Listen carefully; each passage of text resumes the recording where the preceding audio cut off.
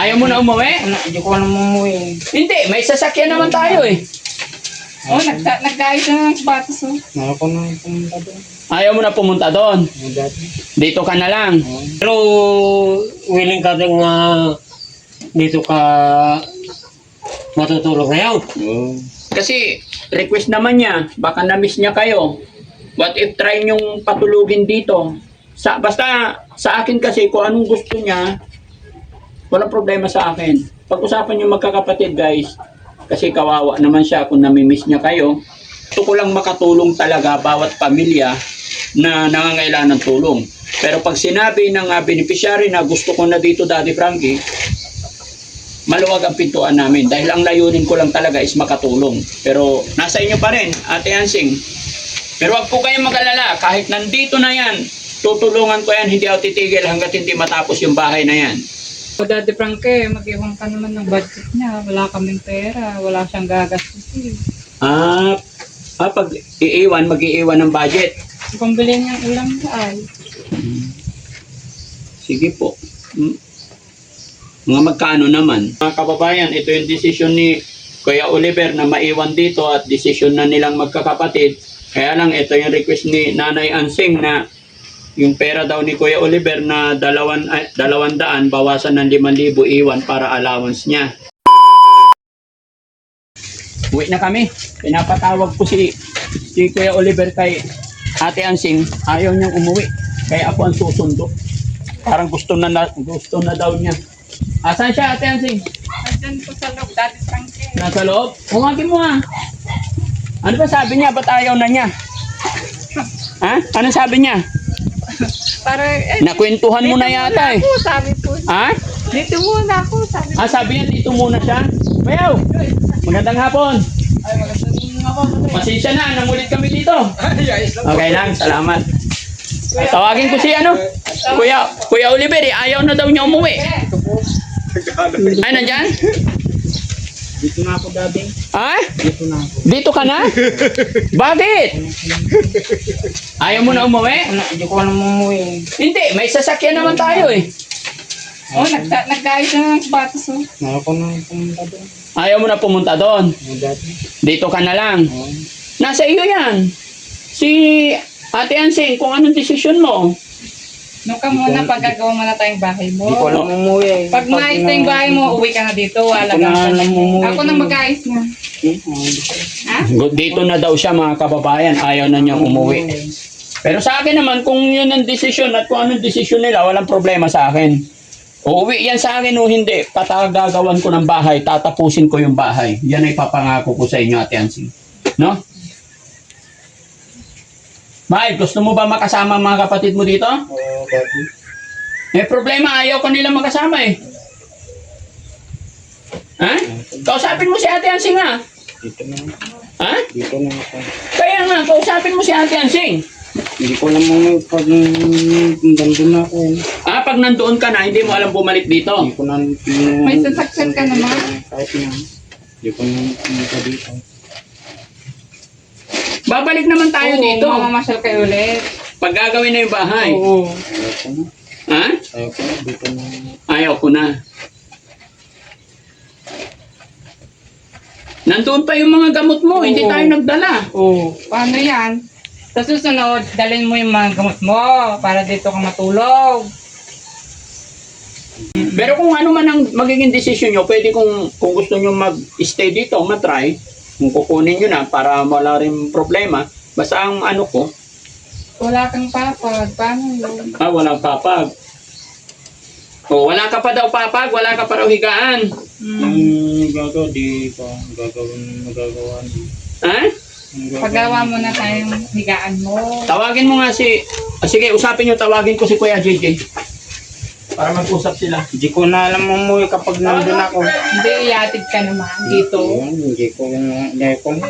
Tawagin mo na si Kuya JJ.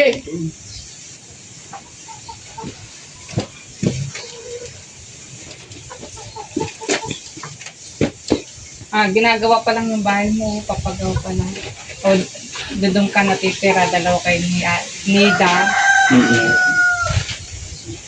Di ba nililigaw mo si Nida? Kuya JJ, halika. Sabi ni Kuya Oliver, ayaw muna niyang umuwi. Gusto Dati barangay. Oh, sabi ni Kuya Oliver, ayaw muna niyang umuwi, gusto niya matulog dito. Sabi naman ni Ate Ansing, wala daw siyang papag dito sa bahay nila. Ba't? Puro ka dito. Dito ka na... Dito ka na matutulog. Gusto niya dito na matulog. Eh sabi ni Nanay Ansing, Gusto mo na dito? sabi ni Nanay Ansing, wala daw papag.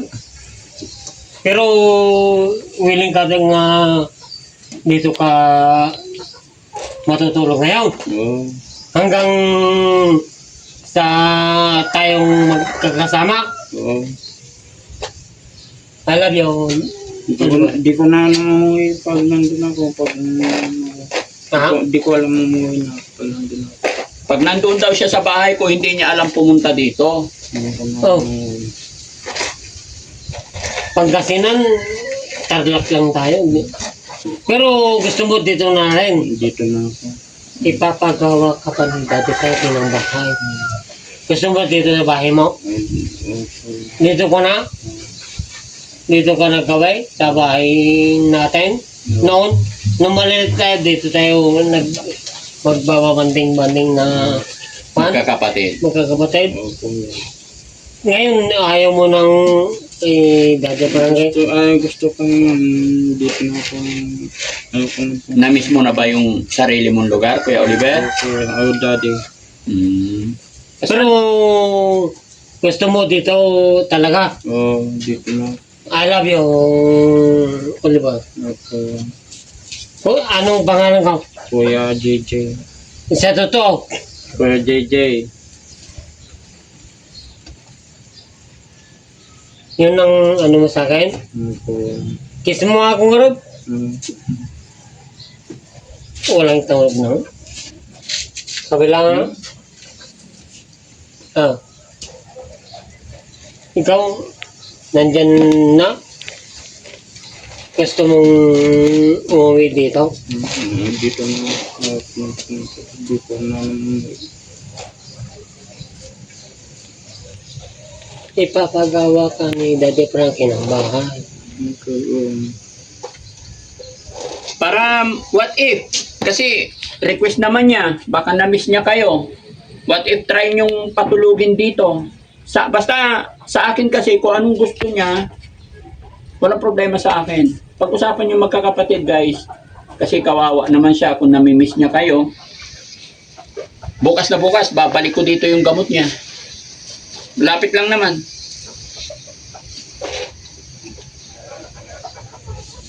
Gusto mo?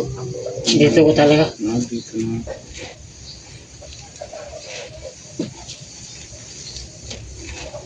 Ano Daddy Frankie? Kayo po, kung ano yung decision ninyo. Kasi si Daddy Frankie talagang ano lang po, Kuya JJ.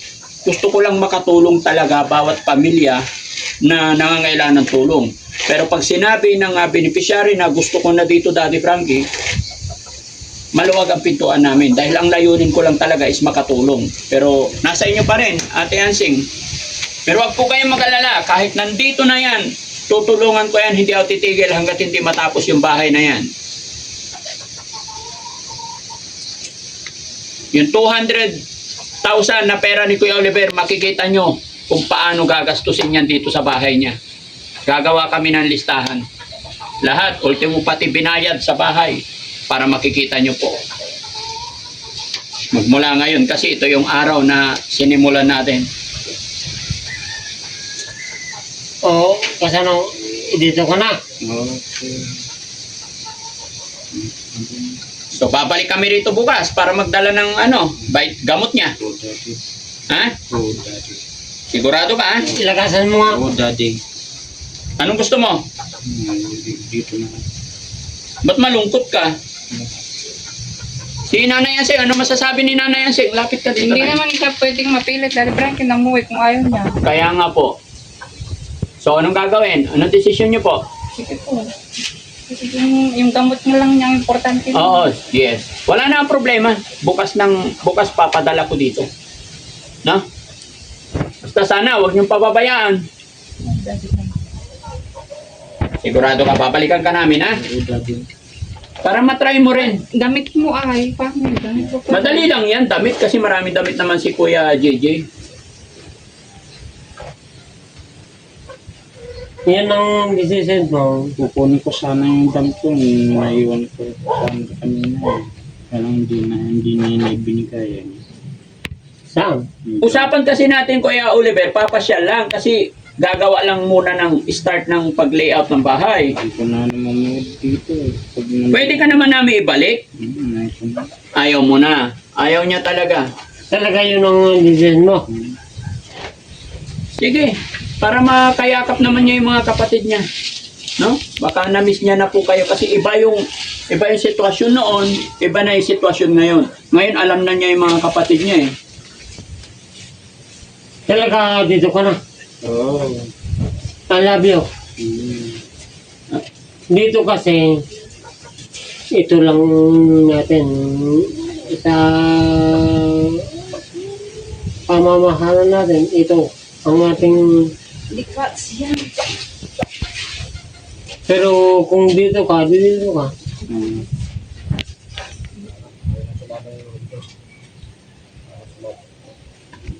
Basta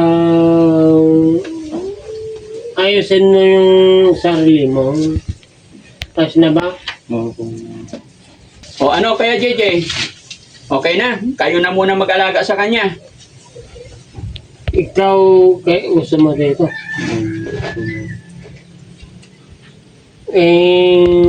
Dito, ayos na. So, sige.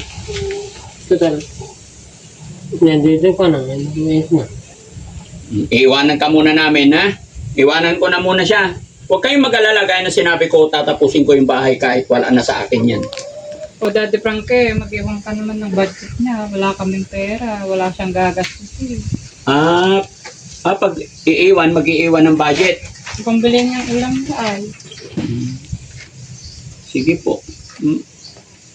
Mga magkano naman? Hindi yun. Taos tapuso mo, Daddy Frankie. Sige. Babalik naman kami agad bukas eh. Para sa gamot niya.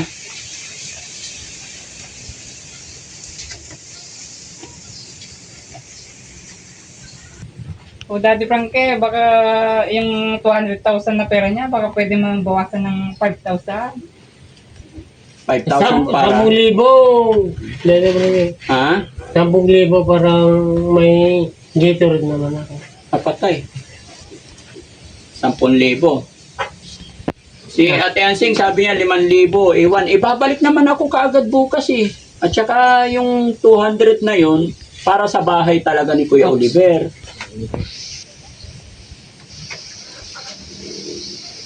No? Ano, Oliver? Kapatid. Ano Ate Ansing? Kung gusto niya talagang maiwan, wala naman tayong magagawa. Daddy Frankie, di alagaan na lang namin. Pero mag-iiwan ako ng budget niya. Ay, sana, Daddy Frankie. Babawasin sa Sa pera niya. pera niya. So, kung maiwan ka, ha? Dito ka ng road? Sige, huwag nyo lang pababayaan na. Sige, so magbabawas ako ng 5,000 para iwan sa inyo. Oo, Daddy Frankie. Pero babalik naman ako kagad bukas eh, para sa gamot niya. Na? Pero dito ka ng road. Ano yan mga kababayan, ito yung desisyon ni Kuya Oliver na maiwan dito at desisyon na nilang magkakapatid. Kaya lang, ito yung request ni Nanay Ansing na yung pera daw ni Kuya Oliver na 200, bawasan ng 5,000 iwan para allowance niya. Eh, para sa akin, maliit na bagay yan. Sige. Oh, 5,000 natin. Ansing, kanino ko po ibigay ito, Kuya GJ? Gian. Budget ni ano to? Kuya GJ, ay Kuya Oliver. Kuya GJ, kanino ko pa ibigay? Ay, dyan, ibaga naman, ay, Pero yung decision mo rin, decision yung dalawa po. saan niya ibibigay? Ay, kaya na ibigay. Yan. Sige po.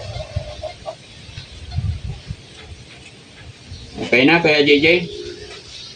Kung na dati parang basta si Oliver ang nagsalita, at na. Mm. Eh, Basta- pero isipin mo, si Kuya Oliver, hindi pa ganon ka 100% yung pag-iisip niya. Kaya lagi pa rin tayo yung gagabay sa lahat. Ano po? Oh, Huwag niyong pababayaan gumala. Ano po? kasi ang amo mo yan, amo mo na di baga naman ni dati parang huwag kang kagalagala. Eh dati parang kiti speaking mo lang kung amo mo yan. Sige, Nanay Ansing, ha? Paano yan? Pero ito yung nga tateste. Kahit na kuhan basta dito ba? Tingin ko dito mga kababayan, na-miss na niya tong lugar at alam kong siguro hindi na rin to babalik doon pag nasanay na siya rito. Which is yun naman talaga ang dapat kasi tiga dito siya, lalo na pag may bahay na.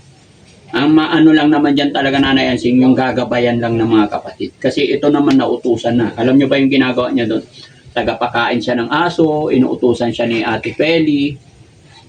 Marunong na siyang utusan. Pinapaliguan niya yung aso, ganun. Pag tanghaling tapat mainit. Hindi siya kinakagat ng aso. Ay, hindi po, nakakulong yung aso eh. Tuta, binubuhusan lang ng Sabi. tubig. Hindi yung nakatali isa-isa, hindi. Nasa kulungan yung aso, tapos binubuhusan parang baboy. Gustong-gusto ng mga aso kasi mainit. O siya, sige. O, alis na kami ha. Nandyan, nag-iwan ako ng pera mo ha. Kuya Rizky, halika. Magmula ngayon, lahat ng gastos natin dito sa bahay, pati yung kinuha ni Ate Ansing na 5,000, bawas daw dun sa 200.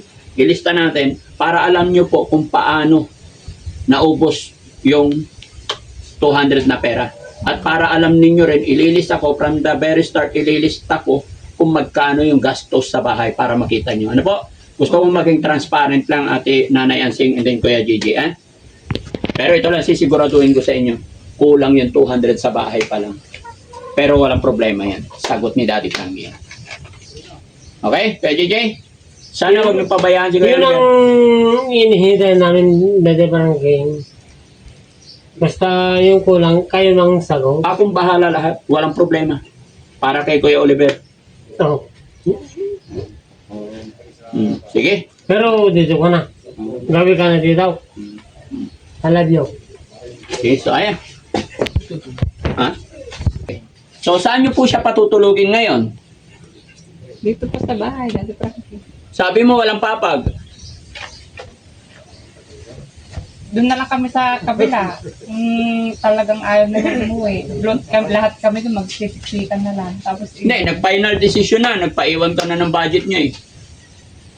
kung di nyo talaga mapilit na umuwi na, Daddy Frankie, wala kayong magagawa. Yes po, Nanay Ansing, ang akin kasi ayaw ko rin pilitin kung gusto niya pagbigyan natin. Kasi baka isa rin sa mga rason yun para mas mabilis ang paggaling niya, yung makasama niya yung pamilya niya. Okay? Dito ka, gusto mong dito ka talaga matulog. Ha? Sige, so ayan mga kababayan, mga kabarangay, pagbigyan natin si Kuya Oliver at ayon sa sabi ni Nanay Ansing, dito daw muna matulog sa kanyang bahay. Babalikan naman natin siya bukas para dalhin yung gamot niya. Bigla-biglaan po ito pero ayaw kong pilitin kung ano yung gusto ng beneficiary natin, ipapaubaya natin. Total, maayos naman na siya. Konting gabay na lang. Maraming salamat po mga kababayan and God bless po.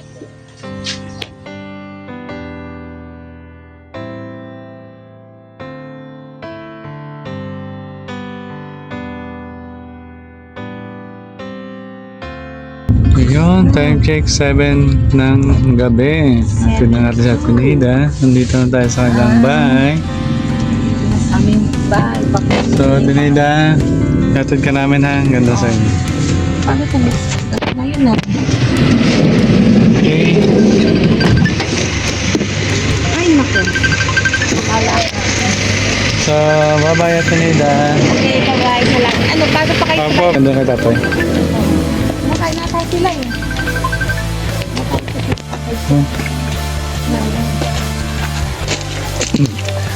Ang ganda ng bahay natin, Ida, oh. Wow. Naman. Ay, mas maganda pa, oo. Yung nag-Christmas. Tay, magandang gabi, tay. Sa Tinida, hatid na namin. Dali natin palikip. Oo. Po, salamat po. Bye-bye, Tinida. Salamat. Sa ulitin. Wow. Ganda ng bahay ni Tinida. Bye-bye. Tay, bye-bye.